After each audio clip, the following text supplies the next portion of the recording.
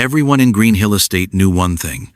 If you had a problem that you couldn't tell your parents, your pastor, or your boyfriend, you quietly went to Dr. Akachi's clinic.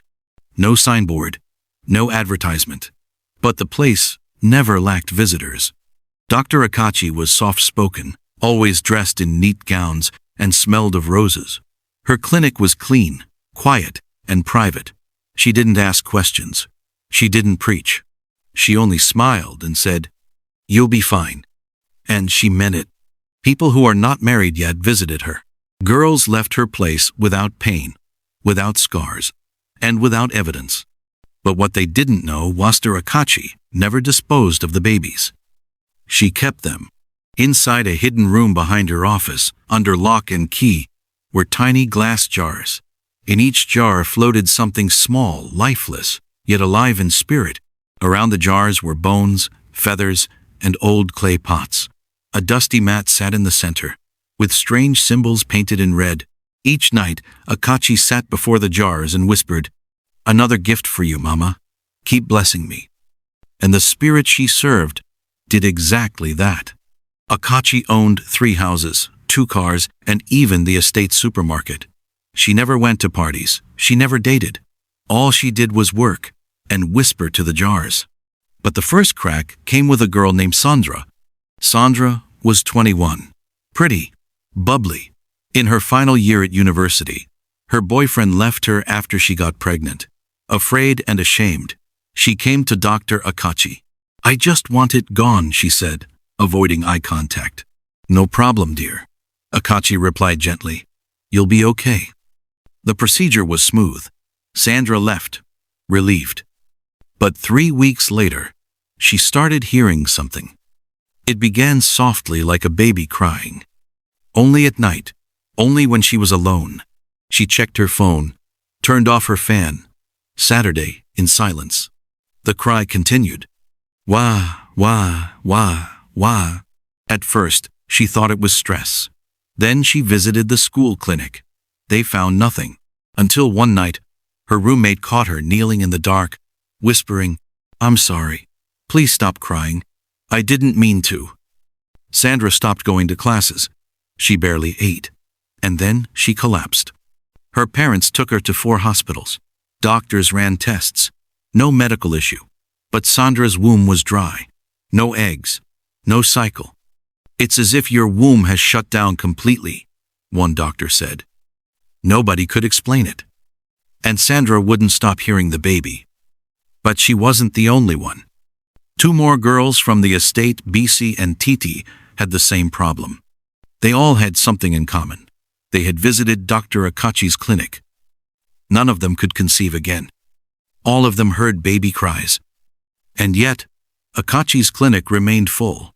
One night, a strange girl appeared at Akachi's gate. Her name was Ada. Slim, calm, eyes too sharp for her age. "I need help," she said. "Come in, dear," Akachi smiled, leading her inside. But when she reached for her file, Ada leaned forward and whispered, "How many babies have you stored so far?" Akachi froze. "What did you say?" "How many jars, doctor?" Ada smiled. "I'm here for them." Dr. Akachi stood in her spotless clinic office, stunned. No one had ever spoken about the jars. Not once in 7 years. "Who are you?" she asked slowly. "Call me Ada," the girl said, her tone calm. "I hear the cries too." That made Akachi's stomach twist. "You're mistaken. You need rest." "They cry because they weren't allowed to speak. You silenced them, Akachi. But they chose me." Ada placed a worn-out bracelet on the desk. It looked old, carved with strange baby-like faces. "Keep it," she said. "Your visitors will start coming less. But the cries? They'll get louder." Then she walked out, not looking back. At first, Akachi tried to ignore the strange visit. She burned incense, slept in the shrine room, offered 2 fresh jars that week. But something changed. The spirit didn't respond. No wind, no whispers, no dreams.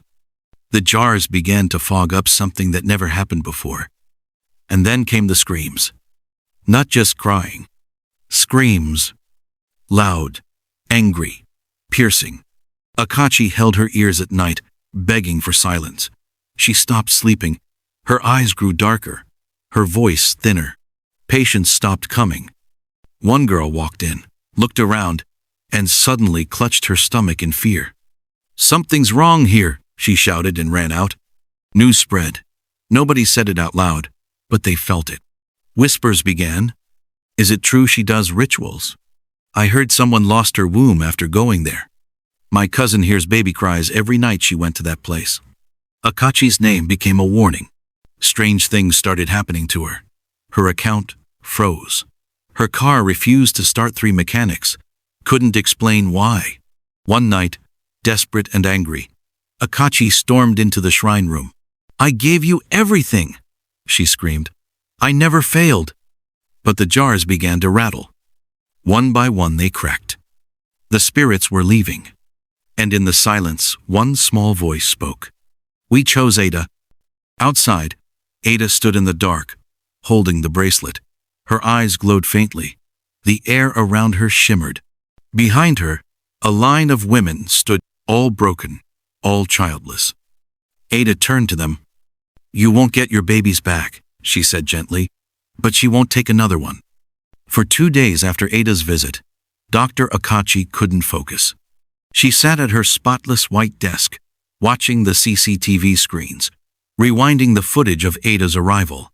But something was wrong. The cameras went black for 5 minutes during the visit. No footage, just static. She stared at the empty screen, chewing her nails. "It's not possible. It's not."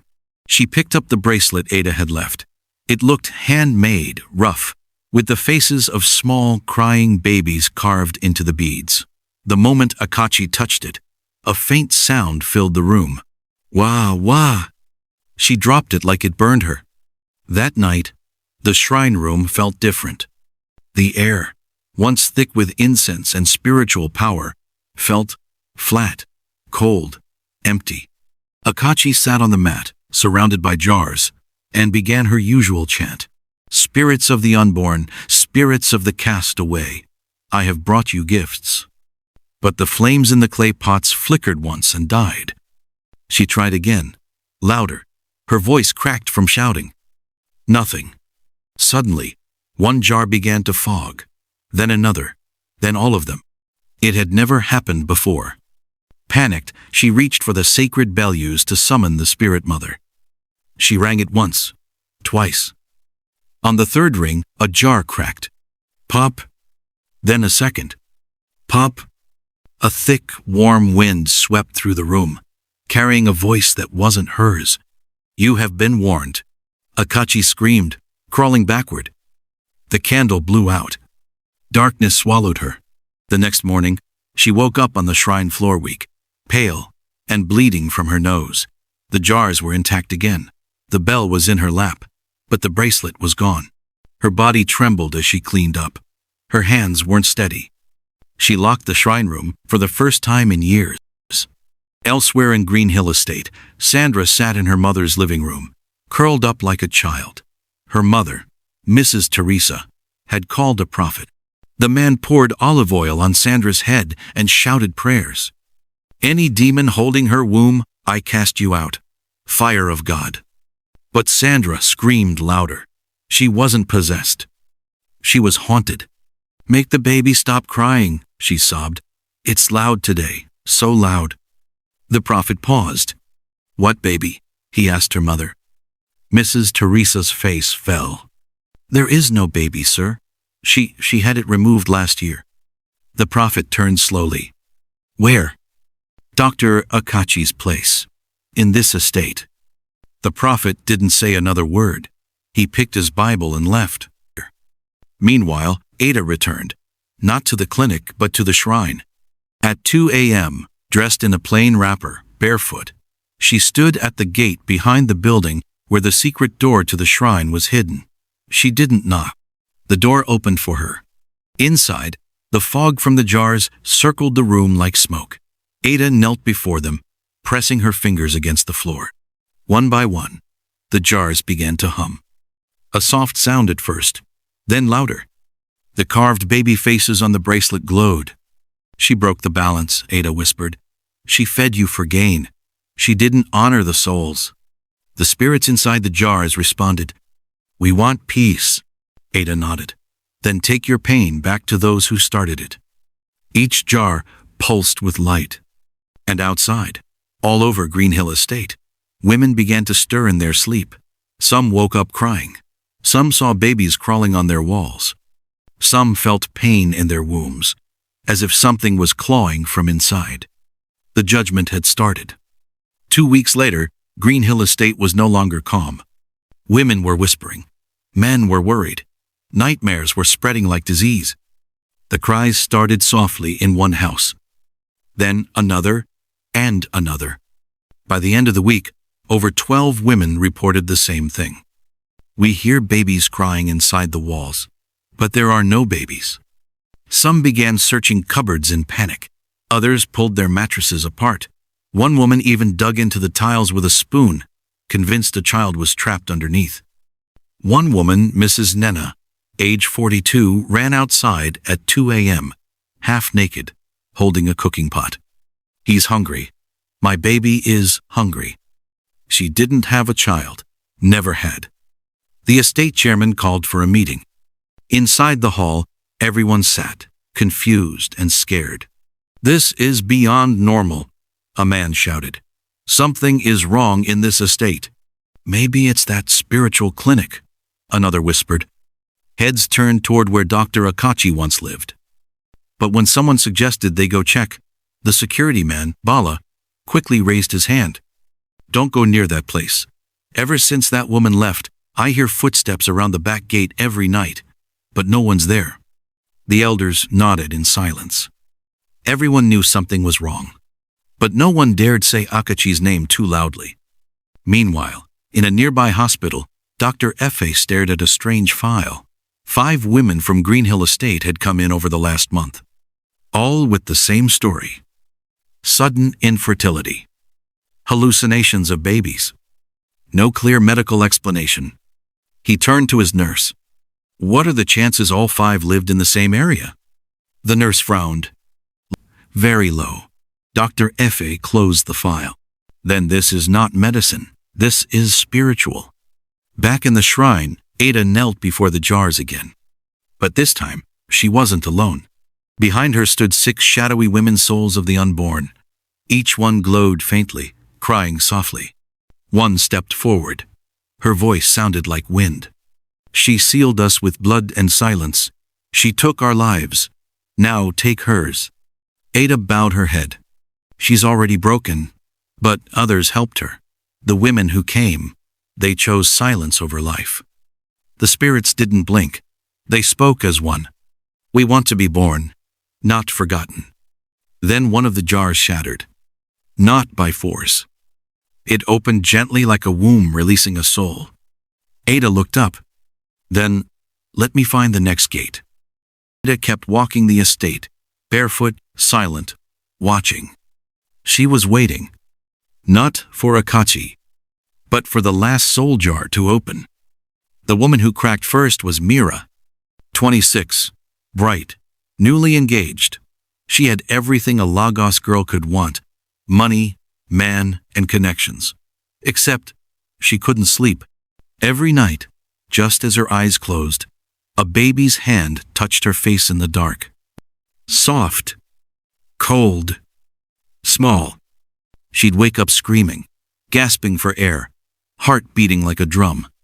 The worst part? Each time, she found her pillow wet, not with sweat, but with breast milk. Mira hadn't had a child in her life. She hadn't even known she could still lactate. She rushed to a private clinic. The doctor asked questions, did tests. You're showing signs of postpartum hormones, he said, but there's no baby. Mira collapsed in his office. The next day, she flew to Ghana for deliverance. But the spirit followed her. Back in Green Hill, more women were falling apart. Sandra began speaking to walls. Chidinma locked herself in her kitchen, whispering to a pot of rice, calling it her child. Juliet refused to step into her bedroom. She claimed something moved inside the mirror. They all had one thing in common. They had aborted at Akachi's clinic. And now, the unborn wanted acknowledgement. Not revenge. Not peace. Just to be heard.